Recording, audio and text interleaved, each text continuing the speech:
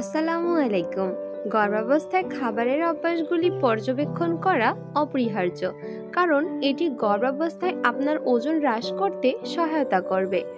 গর্ভাবস্থায় যে 8টি শাকসবজি খেতে হবে, অনেক শাকসবজি রয়েছে যা নিশ্চিত করে যে আপনার দেহে পুষ্টির সঠিক সরবরাহ হয়। গর্ভাবস্থায় খাওয়ার জন্য শাকসবজিগুলোর তালিকায় রয়েছে মিষ্টি আলু।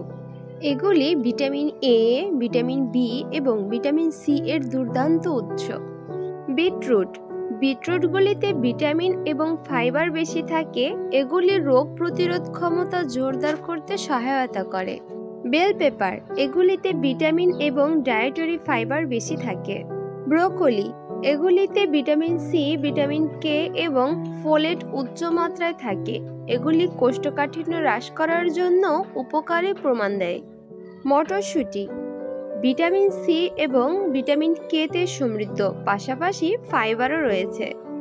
গাঢ় সবুজ পাতাযুক্ত শাক উচ্চ মাত্রায় ফাইবার, ক্যারোটিনয়েড এবং ফোলেট সমৃদ্ধ।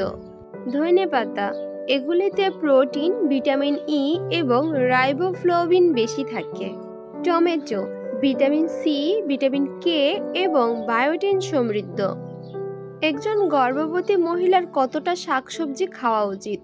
সম্ভবত একজন গর্ভবতী মহিলার অন্যান্য সাধারণ মানুষের চেয়ে বেশি ক্ষুধার্ত বোধ করতে পারে, কারণ তিনি দ্রুত বর্ধনকারী ভ্রূণকে পুষ্টি সরবরাহ করছেন।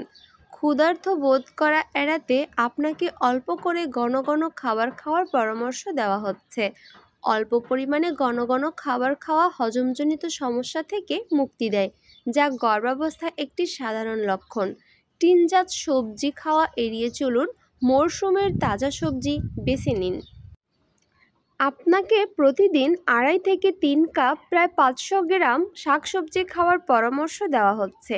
এগুলি কাঁচা বা রান্না করে খাওয়া যেতে পারে। শাকসবজি শক্তি, ভিটামিন, খনিজ এবং ফাইবার সমৃদ্ধ উৎস। কেউ ভিটামিনের পরিপূরক গ্রহণ করতে পারেন, তবে কোনো শাকসবজি একা কোনো বড়ি বা পিল দ্বারা প্রতিস্থাপিত হতে পারে না, কারণ ভিটামিন পরিপূরক দিয়ে ফাইবারের প্রয়োজনীয়তা পূরণ করা যায় না। স্বাস্থ্যকর খাবার ছাড়াও আপনার ব্যায়াম করা এবং ভালোভাবে ঘুমানোও জরুরি।